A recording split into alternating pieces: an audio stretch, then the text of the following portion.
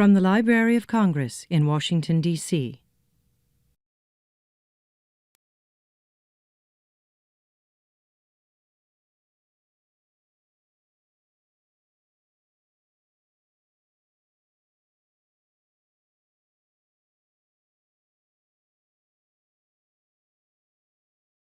Well, good afternoon and welcome to the Library of Congress. I'm John Cole. I'm the director of the Center for the Book in the Library of Congress, which is the library's reading and literacy promotion arm. And I'm happy to welcome you to one of our noontime talks about new books that have special relevance to the Library of Congress. And this is how we kind of define the Books and Beyond Noontime series.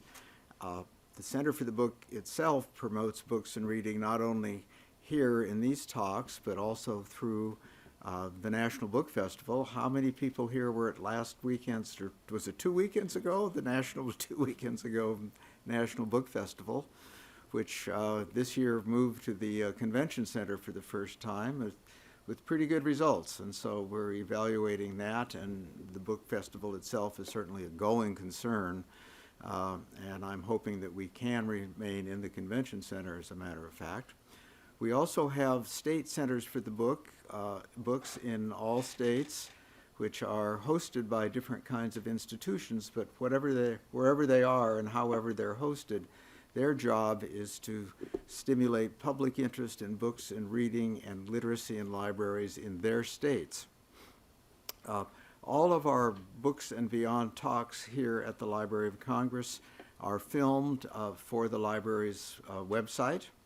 And so I'm asking you to please turn off all things electronic. And we will have a format that includes a chance for questions and answers and some discussion with our author. And so please be aware of that, if you involve yourself in that, you have a chance of also being part of our website broadcast. We will also have a book signing. I'm delighted that this beautiful book has arrived just in time. Our speaker last night was at Politics and Prose, as some of you know, and he tells me the books had just arrived the day before at Politics and Prose. So we are in luck, and the book will be, it has a price of $35, and we're selling it at the Library of Congress price today of $30. So I hope you take advantage of that. And the timing is such that we will need to move to the book signing no later than 1 o'clock, depending on how the questions and answers go. I am very pleased to be able to introduce an old friend, Ezra Greenspan. Ezra is, and I'm going to read this out now, the Edmund J. and Louise W. Kahn Professor of English at Southern Methodist University in Dallas.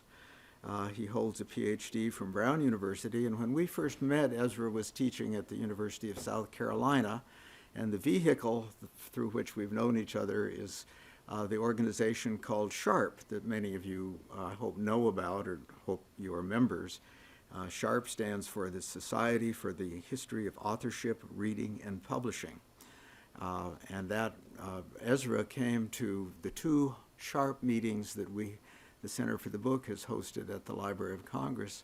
The first one was the second year of SHARP, and I can't come up with the date for certain, but I know the last one was 3 years ago.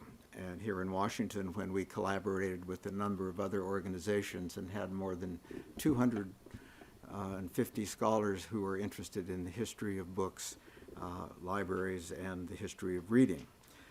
Ezra has been the editor of Book History, which I meant to bring an example of it, which he has co-edited for many years with Jonathan Rose, who is another scholar who was in on the, or actually Jonathan, I think we call the founder of SHARP.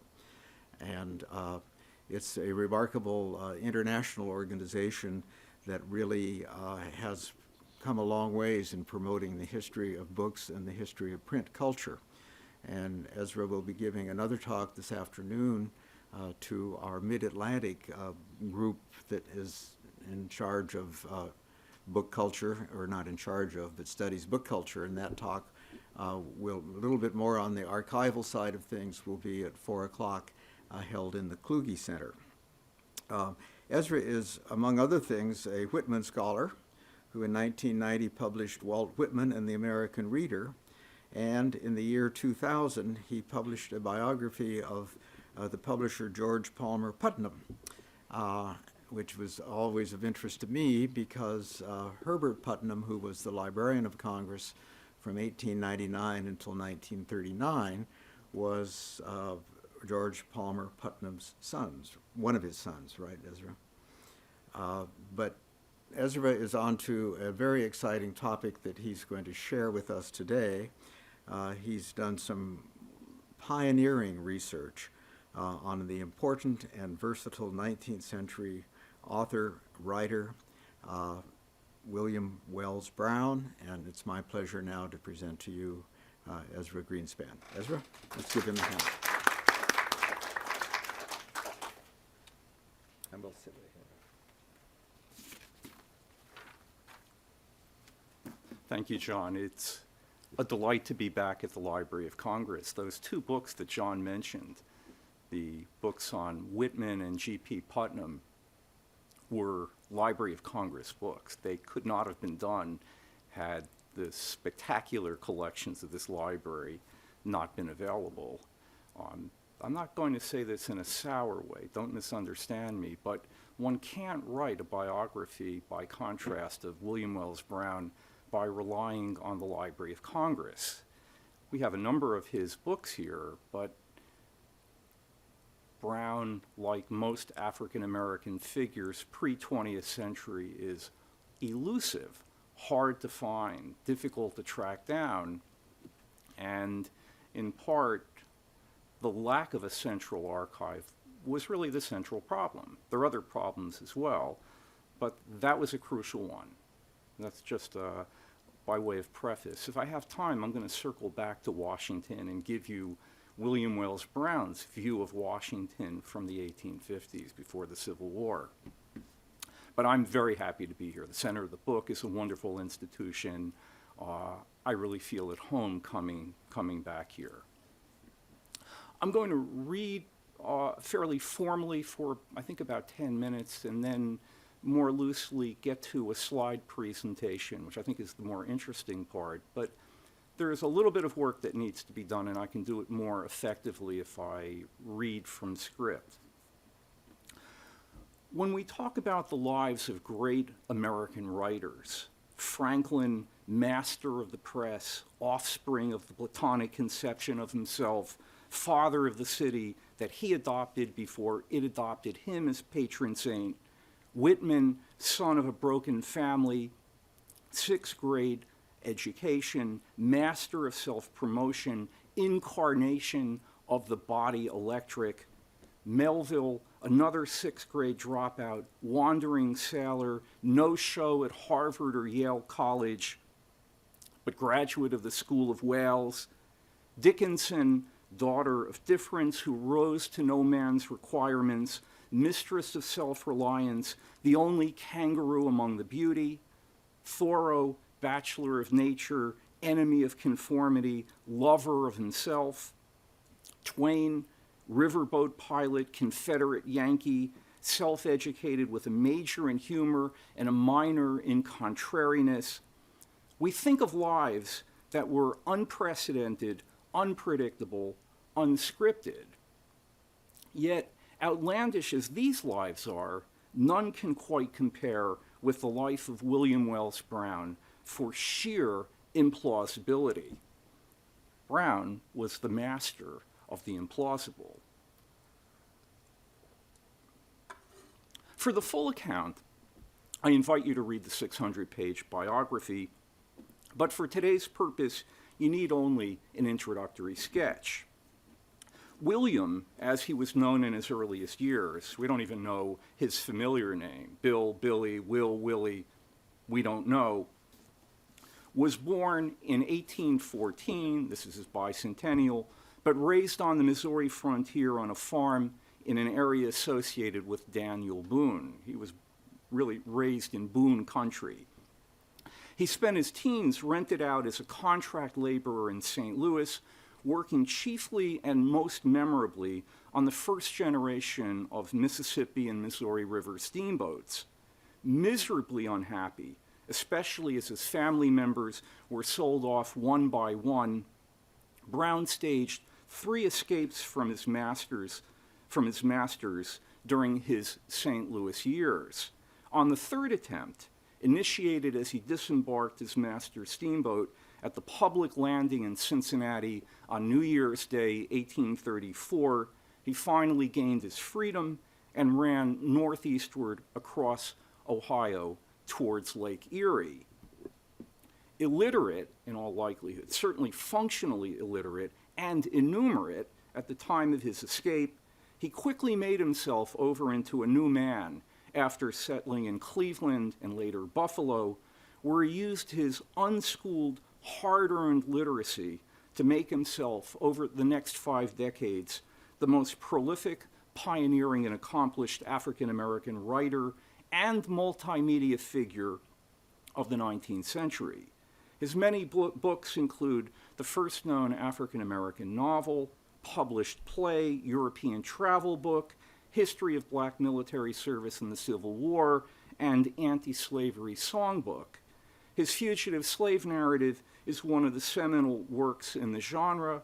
The anti-slavery moving panorama he took on tour across the British Isles in the early 1850s was a major achievement in the history of African-American visual arts, and his 3 histories of the African-American experience earn him the position of the leading historian in the field during his lifetime.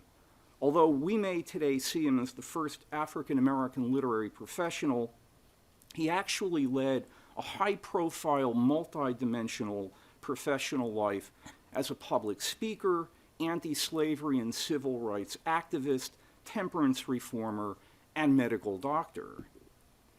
That's a bare-bones sketch of Brown's life.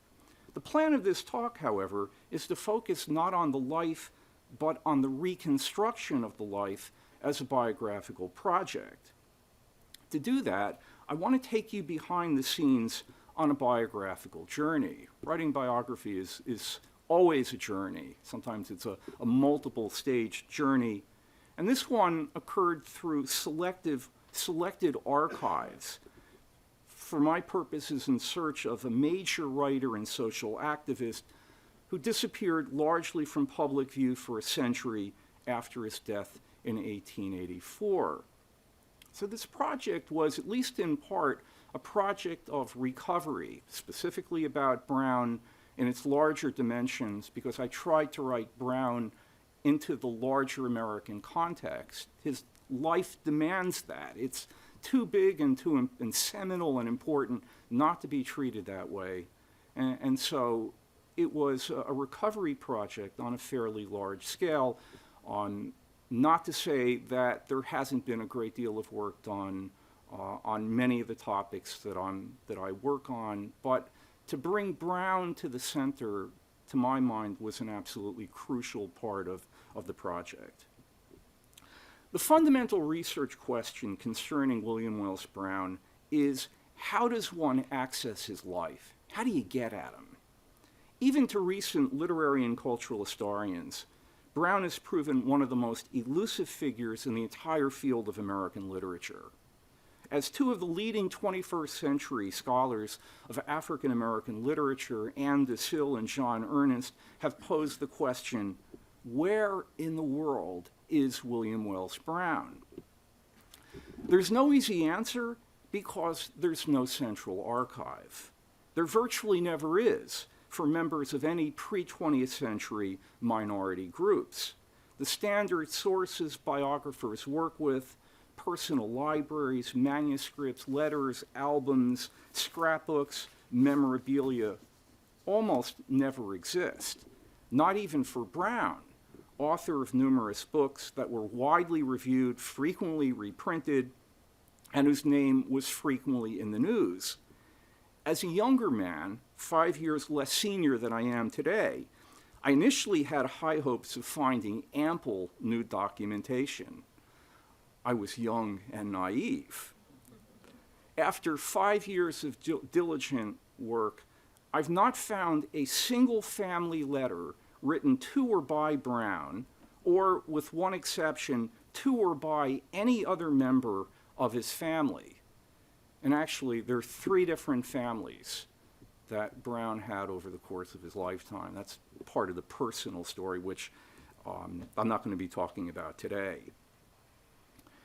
I don't even have a single specimen of the handwriting of his second wife, and I've seen only one useful specimen of his literary manuscript, and that a couple of cheap sheets of paper that came to light 2 years ago by serendipity. But for all the difficulties, there was a way to locate William Wells Brown and his world, or the way that I thought of it, William Wells Brown in his world. I thought it has to come together. And I want to retrace with you some of the steps my wife, Ricky, who was a central part of this entire project, and I made in pursuing his legacy over the course of 5 years in trips covering thousands of miles across the US, Canada, the British Isles, and Ireland. Our journey began in June 2009 when we packed up our home in Dallas, loaded up our car, and set out on a 14-month research trip with home base located at the American Antiquarian Society in Worcester, Massachusetts. We took the long route getting there, following a trail that tracked along the northern arc of Brown's life, which for us included visits to archives in Missouri, Michigan, Ontario, all across New York State, and a long trek across England before we settled into our sabbatical home in Worcester. Our first stop was Missouri, where Brown spent nearly all of his boyhood and adolescence. What we were looking for, I realized only later, was our trailhead, the point of entry along a trail I could not, at the time, identify. I couldn't even see my way. I couldn't find the main trail through the narrative. It was something that had to be discovered as we pushed forward. And this is, I think, is not uncommon for difficult biographical projects. Driving from Texas northeastward and dodging a tornado as we entered the Show Me State, we made our first stop in Columbia at the Historical Society of Missouri, but made little headway. That is, until I happened to notice hanging on one of the library's walls a decades-old Missouri State Highway map. In examining it closely, I noticed that the town of Marthasville, a place that resonated in my memory, was located more or less on the way to St. Louis, our main destination in the state. So after a couple of relatively fruitless days of research at the Historical Society, heading eastward towards St. Louis, we cut off the interstate, drove down a country highway, and wound up at the following spot, totally unaware that we had arrived at the trailhead of this biographical journey. Notice the date is important, Marthasville, 1817. We parked, I think you can actually see behind the signage, there's a little parking lot, and I can't make out whether that's our car. It may be. We had no idea where we were, except that we were on the edge of the town of Marthasville, basically a farming community of about 1,000 people today. And as we walked from the car, we saw historical signage around this municipal park everywhere. And that's really the first part of the story, and I'll get to it in just a moment. But let me just mention, this is the Katy Trail, which is part of for a Dallasite, this should have registered as an omen. The Katy Trail is the old Missouri, Kansas, Texas railway right-of-way. And on the other end, it passes within about a mile of my office at SMU. The railroad doesn't exist anymore. This is now a public trail, lots of walkers, runners, bicyclists, and I will say on the near side toward me, about half a mile from this spot, is the graveyard in which Daniel Boone was originally buried. He's since been reclaimed, bones and reputation, by the state of Kentucky. Now, take a look at some of the signage. First of all, there's a little bit of the narrative of this area. What I want you to notice is behind me, there's a restored cabin, which you're going to see more closely in a second. The path, it's actually a paved road by it, has additional historical signage, and that signage, it turned out, became a crucial part of the entire biography. All of this completely by surprise. That's the restoration, one more view of it with the plaque. What it makes clear is that this was a reconstructed cottage dating back to 1804. It was put up by the Lewis and Clark Bicentennial Committee of the local area, commemorating the fact that Lewis and Clark, on their voyage of expedition westward, began, in effect, their voyage after leaving St. Louis.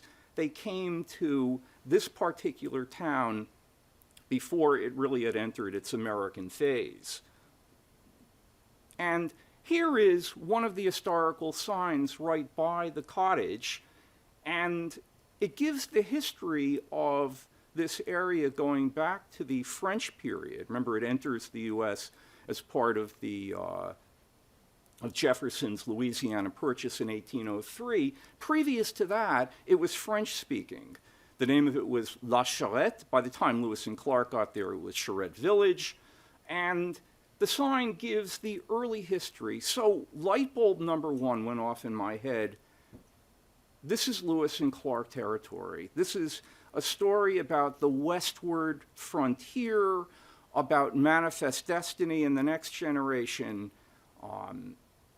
But another interesting piece on the signage at the bottom is the fact that this was also Boone country, that Rebecca Boone died at the home of her daughter, Jemima Callaway. Jemima Callaway was married to a man named Flanders Callaway. That's of minor importance. On the backside of the same sign, we have the American version, the town now called Marthasville, and the explanation that it was settled by a man by the name of Dr. John Young. Dr. John Young was the master and owner of the young William Wells Brown. So this is not just Lewis and Clark country and Daniel Boone country. This is William Wells Brown country. And as you read the history, starting with Young's purchase of the land, it was a very big purchase.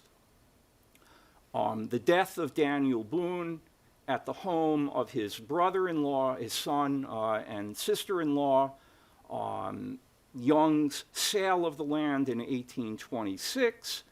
What you'll notice is absent is any mention of the name William Wells Brown. This was the situation as we saw it in the summer of 2009. So, three major pieces of historical information: Lewis and Clark and the narrative of American progress; Daniel Boone, the great figure of the American frontier, and it's still to this day Boone country; and third, Dr. Young's presence and William Wells Brown's absence. And I realized this has to be the trailhead, and this is a major part of my story. It's a biography of a young African American who grew up on the American frontier, who would spend his early years as an adolescent on the first generation of American steamboats. This was somebody with really an extraordinary background.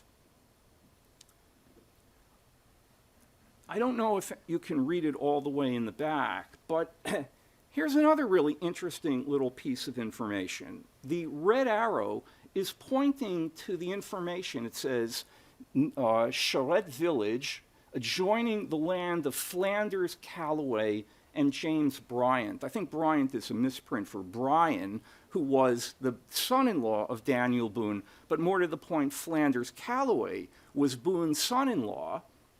And if Rebecca Boone died in the cabin of Flanders Callaway, and another piece of information made it clear that Boone lived for part of his last 6 years, 1814 to 1820, in Flanders Callaway's house, well then, William Wells Brown grew up next door to Daniel Boone.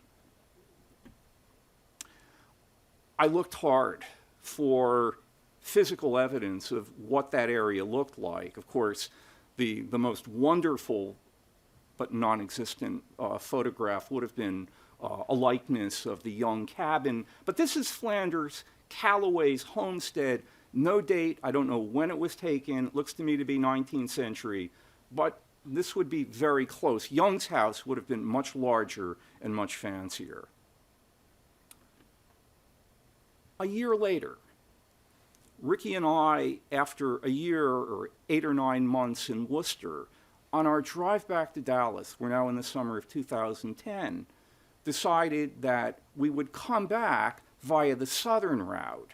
And that was primarily an attempt to find both the white and the black sides of Brown's family. Brown's father was a white man, and we found his father. We found out a lot about him. We found Dr. Young, who was a first cousin of the father, and we looked very, very hard for Brown's mother, Elizabeth, and that, I have to say, was a labor of ultimate frustration. We thought very close in Virginia. We think she was born in Virginia, but we never found her. In any event, we decided on the last day of that 13-month trip that we would return. It was kind of rounding a circle, that we would return to Marthasville. And by this point, I mean, how does one write a book like this? One relies on a lot of professional friends, librarians, archivists, scholars, and we, by appointment, met up with the director of the local historical society, that's Kathy Schoppenhorst, as well as the head of the Missouri State Archives from St. Louis, Mike Everman, and his wife Diane, a professional archaeologist. And by the time we met up with them in July of 2010, we realized that we were standing the whole time, the moment we got out of our car the year before, all the land around, the place of the restoration, the municipal park, the parking lot, the cornfields all around, and the town of Marthasville on the top of the hill, that all of this was the original John Young estate, which is to say, the moment we got out of our car, we were walking on the same land on which William Wells Brown had spent his childhood. So we came back, we hoped to see what we could see through the eyes of professionals. And so Ricky's taking the photographs. Here we are walking the grounds. And it probably hasn't changed all that much. The lower lying land, this is very fertile land. It's very close to the Missouri River.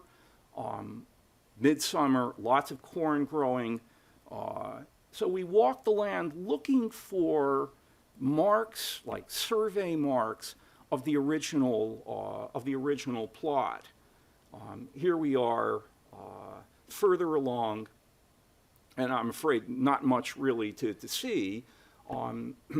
A restoration, this is actually in the center of Marthasville. We did find some of the original spots where Young owned property in Marthasville. We don't know where the original house was. You know, I suppose that somebody with supersonic technology, you know, maybe Henry Louis Gates could get an aircraft to fly over this area, you know, with sensory devices and find, you know, where the bones, you know, of the historical past were.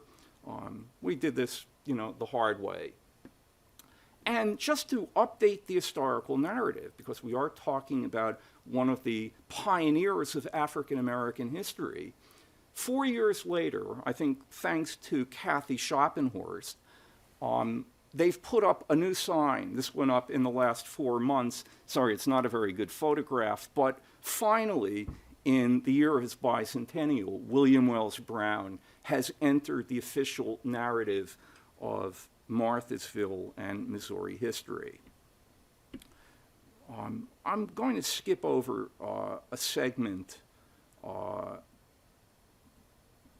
Sorry, we just don't have enough time.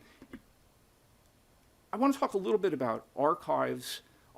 That was our first archive, in a manner of speaking, the remains of a physical location and the narrative that got attached to it. William Wells Brown spent 5 years in England, technically as a fugitive slave, from 1849 to 1854. While in England, he brought out an Anglo-Irish edition of his narrative. He brought out a new edition of his songbook. He wrote the first African-American travelogue 3 years in England. And he wrote and brought out the first African-American novel. He was a busy man. All of that he did on the side. He was the best-known African-American lecturer in the British Isles in the 1850s. He was a phenomenon.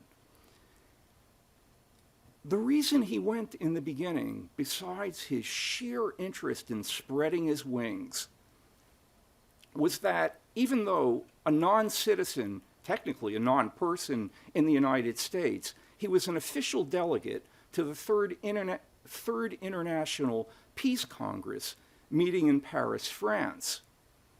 And while there, he was one of the most electrifying speakers there. He made some very important contacts. One was with an English aristocrat by the name of John Lee, the strangest kind of an aristocrat who leaned left.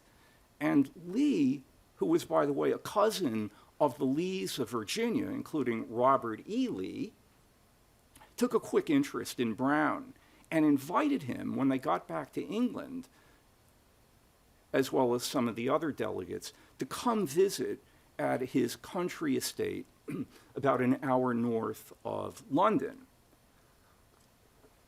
And here you have a measure of a life, a person born in a slave shanty in the bluegrass country of Kentucky, an honored guest at one of the finest mansions in all of England. This, by the way, was the site of Louis XVIII's court in exile in the early 19th century. It's an absolutely magnificent house. The back view. What makes it most interesting, and really the reason that Ricky and I went up there, was Brown mentions in his travelogue that Lee had his name inscribed on a brick, and the brick installed, Lee was one of the leading amateur astronomers in the British Isles, in the vault of Lee's observatory. It was the firmament of great people. I don't know who the other folks were, and we were hoping that we would actually get a chance. We had to figure out how to get into this house, but once we had done that, get a chance to see this remarkable testament to the young William Wells Brown. Well, it turns out everything we looked for physically in England from Brown's period, just about everything no longer existed.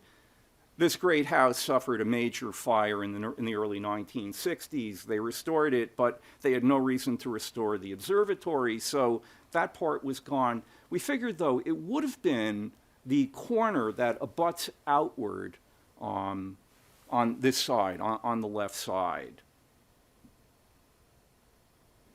And now, very quickly, I want to circle back to the United States and to Brown's view of Washington.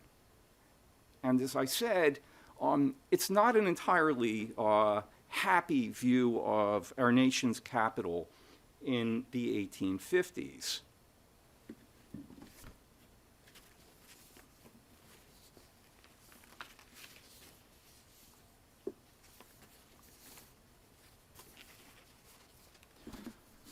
While in England, Brown had Washington on his mind. He read the American newspapers. He knew what was going on with the Fugitive Slave Bill. It basically meant he was staying in England for a good long time. He couldn't come back, too well known. And so he dug in and did quite a lot of writing. Two particular works by Brown that relate to the portrayal of Washington, and they're both very interesting and very powerful. Brown produced the first African-American panorama that was shown in the British Isles. A panorama was an enormous narrative painting done on heavy canvas, rolled up on scrolls, and presented in a way that might remind one of moving pictures. It was a form of visual technology that basically was the precedent to, the predecessor to moving pictures. Brown apparently commissioned 250 yards of canvas in 24 views, and he would perform. He would show it at night in a dimly lit room. He would often sing. He was a wonderful singer, and he would tell the story. One of the 24 views was his view of Washington. And basically what Brown was doing was rewriting American narrative history from an African-American point of view, as well as the visuals that went with it, turning them into a kind of visual art that was suitable for the presentation of African Americans and African American history. These are enormously ambitious tasks. Virtually none of the old panoramas has survived, but Brown's had a catalog. So we know from the catalog what the panorama, what the 24 views looked like. One of them is very reminiscent. For those of you who have seen 12 Years a Slave, you may remember that the director made a point when Northup is being held in a Washington prison of cutting out and showing the tops of buildings with the top of the Capitol sticking up to give the viewer a sense of the proximity, in a manner of speaking, of slavery and freedom, the problem of American democracy. And that was one of Brown's scenes, but Brown's is even richer. Brown's takes place in 1848 when there's a mass celebration in Washington of the revolutions for freedom that had broken out across Europe. And in the backdrop are the slave pens. And for Brown, this was the correct way of presenting American history, and especially our nation's capital. At that point, Brown had never been to Washington. He would come actually only after the Civil War. He was the general agent of the Freedmen's Monument to Abraham Lincoln. The other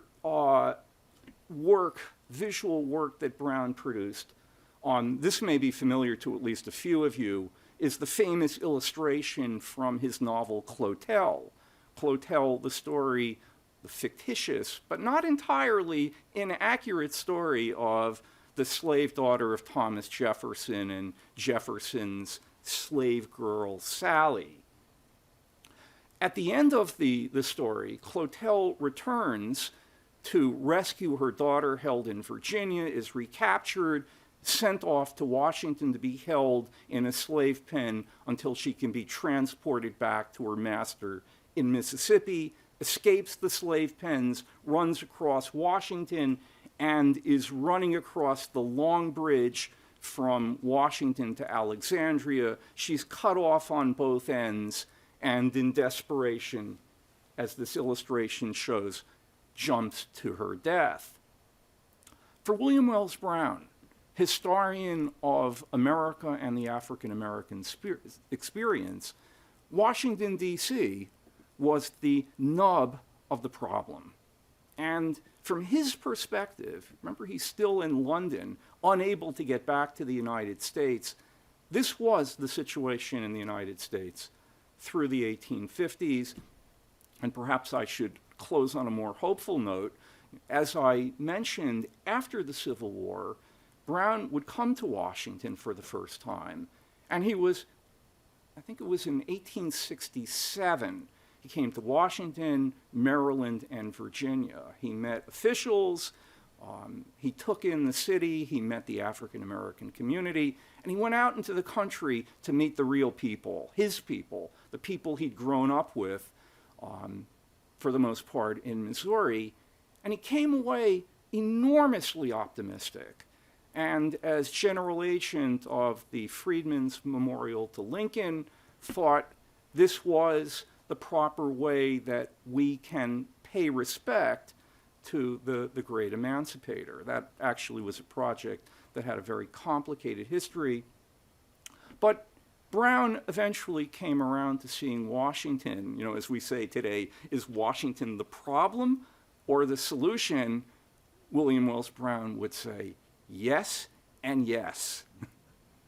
Thank you for your attention.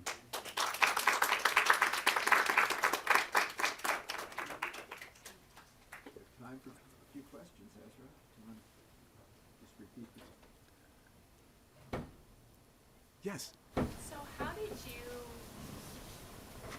until today, I've never heard of William Wells Brown. So how did you discover him, and what led you to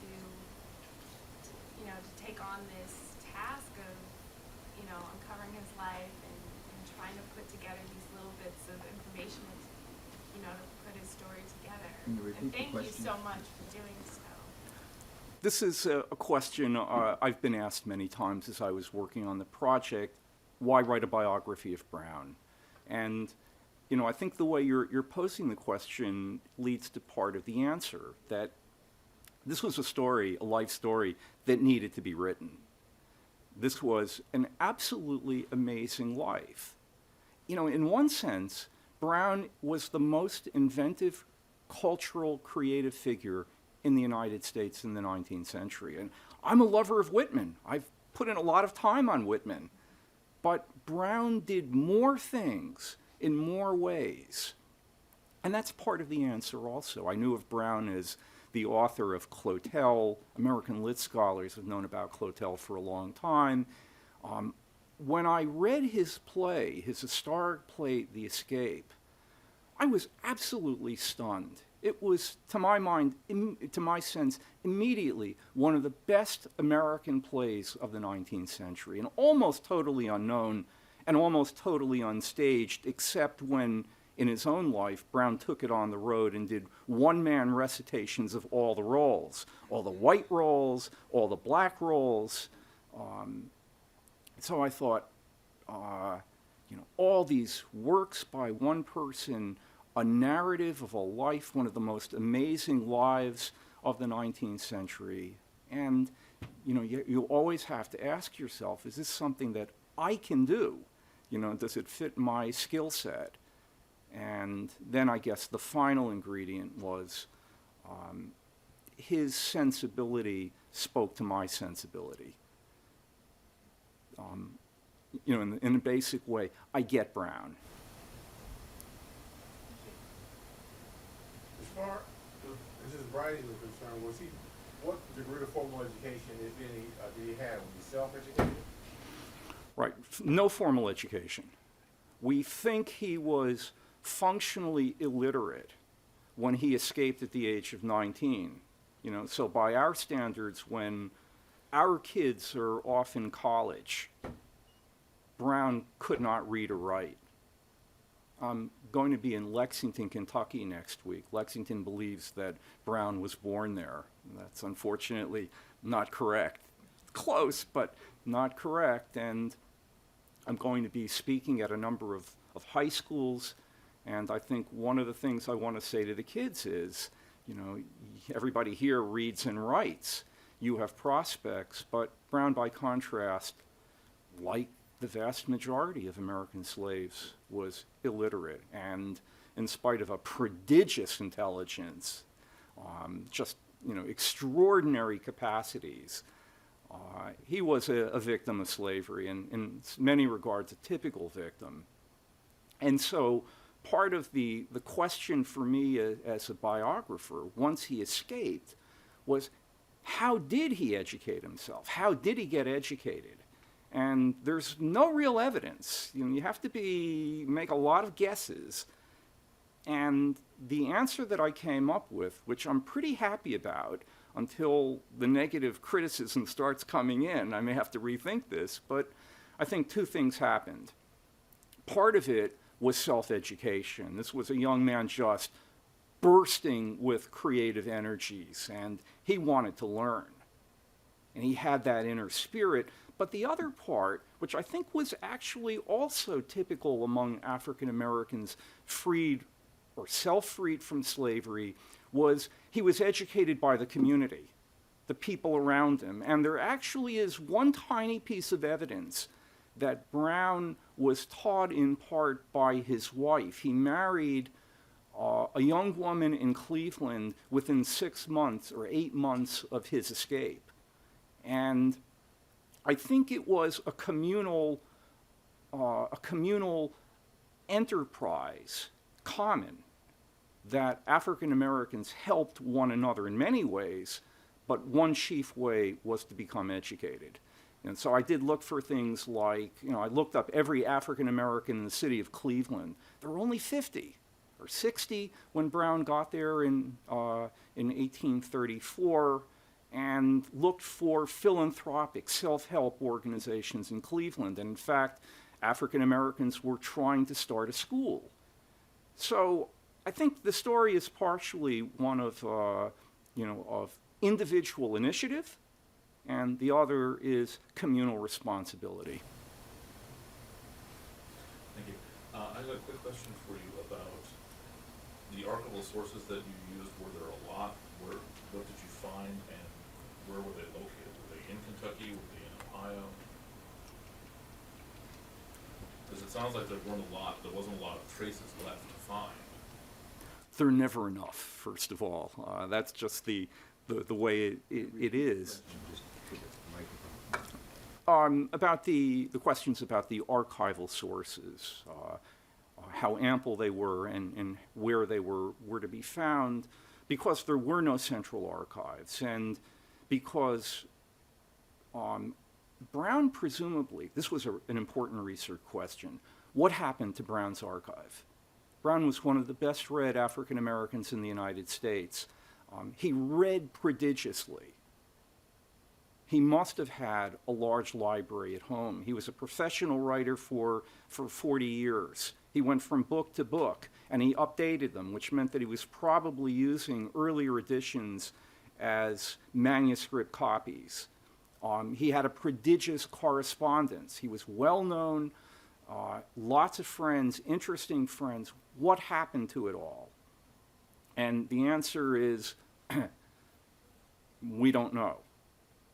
But the necessity, therefore, was to go everywhere that there were Brown associations.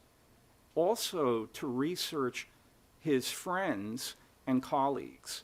And I said earlier that I tried to write Brown into the larger context. There are powerful reasons for doing that, and one was that was Brown's basic premise. I mentioned Whitman. Whitman thought of himself as utterly exceptional, and his exceptionalism allowed him to turn himself into a representative figure. It's a paradox. Brown never thought of himself as exceptional. He thought of himself as an African American. And so what he wrote, even how he wrote, was part and parcel of being one of a people. And therefore, a way to get at Brown was to go through the lives and sometimes the archives of his fellows. The obvious figure is Frederick Douglass. And Brown and Douglass are lookalikes in many ways. They're both white father, black mother, exceptional, prodigious young people, authors of two of the great fugitive slave narratives, print-based figures, public speakers, and in fact, they often worked in concert. So I would work, if I couldn't go into Brown through the front door, I'd have to find an alternative way. And a lot of that meant just going to archives wherever Brown lived.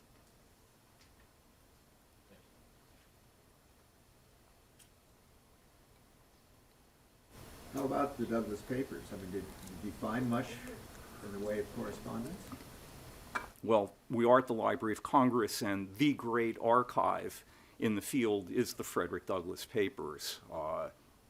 And the relationship, I found scattered bits and pieces. It's actually a little bit disappointing. There are no personal letters. And by the way, a personal letter from Brown to Douglass would be, "How dare you?" It would start with an antagonistic statement. Douglass and Brown had a very difficult relationship.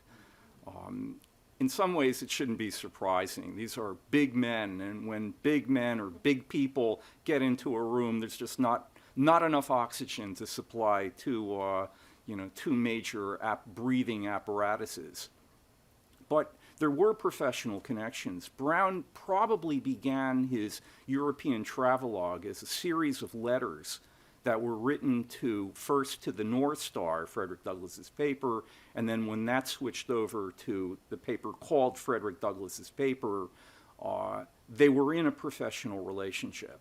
That was probably the first stage, and then Brown probably figured, these are really good, and I can turn it into a book. And there are documents relating to that. And there are a couple of scattered letters. One of the coincidences is that the family that bought the freedom of Frederick Douglass, a family from Newcastle in England, was the same family that bought the freedom of William Wells Brown. Their name was Richardson. These were remarkably fine people. Ellen Richardson is a really remarkable human being, and both Douglass and Brown were very close to Ellen Richardson. And Richardson's correspondence with Douglass is here in the Library of Congress. And when she wrote Douglass, she often associated Douglass with Brown and would ask, what's new with my old friend William, who hasn't written me in X number of years. So, there are some very small but very cherished moments.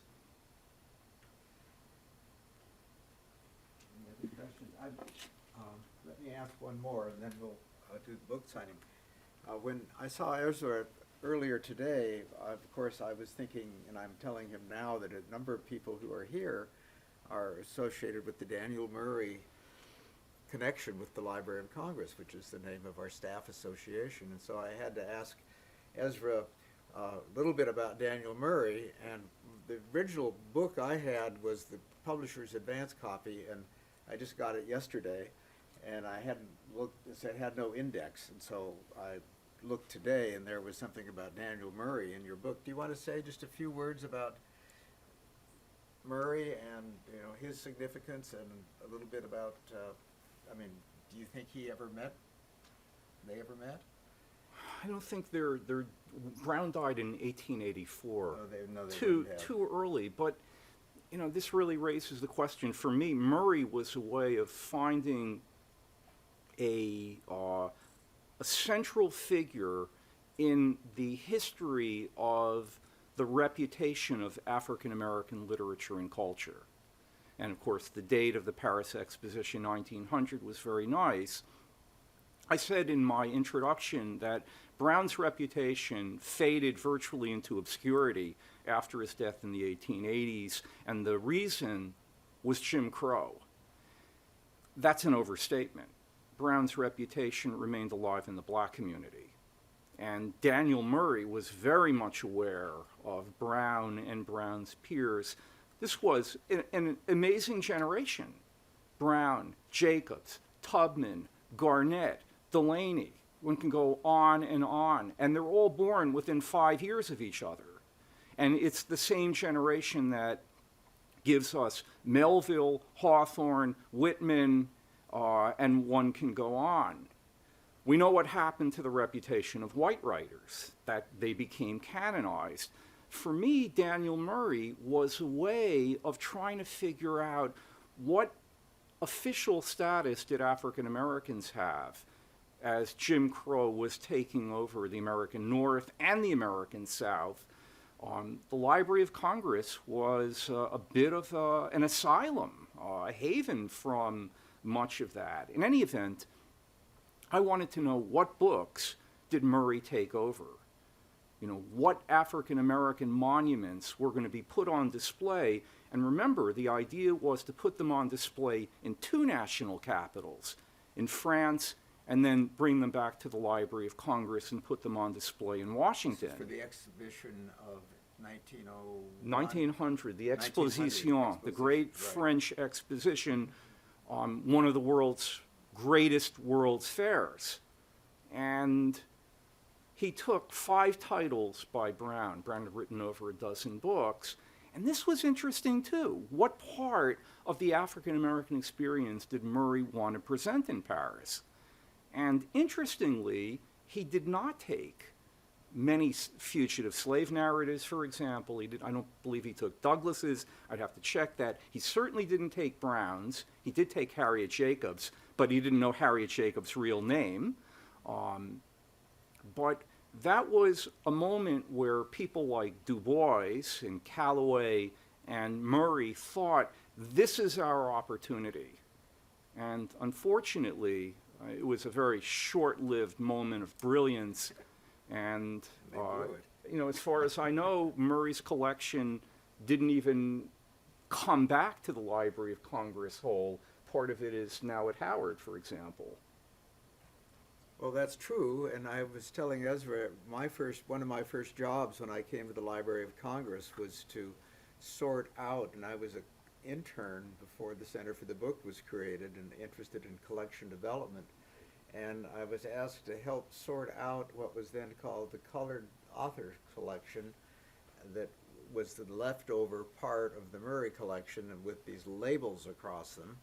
But I did it in conjunction with a wonderful woman named Dorothy Porter at Howard, and the agreement was that if we came across duplicates that Howard wanted, they went there, and so I was part of that. And the other part of it was to take the wonderful pamphlets that somehow had come back from Paris and index them and put them as the Murray collection in the Rare Book and Special Collections Division. So they are bound together in several different volumes, but it's, and that's what's left of the heritage in terms of materials, but of course his heritage lives on through the association and the fact that there's now new scholarly interest in Murray. And you mentioned to me a book that someone had done about the exposition, and I know of someone who's now doing and I have wrote a letter of recommendation for her fellowship of a full biography of Murray and his family in Washington, and the role that family played, you know, in terms of what is a form of, the author thinks of a, you know, black elitism in a way, but it has to do with the families and the growth of Murray in his family, and it's not as much about Murray at the Library of Congress as I would like to see, but maybe she'll get to that as well. So I'm glad that at least we've introduced the topic again, and we can follow up on it. Well, please join us for the book signing outside, but in the meantime, join me in thanking Ezra Greenspan for a wonderful presentation. Thank you, Tom. This has been a presentation of the Library of Congress. Visit us at loc.gov.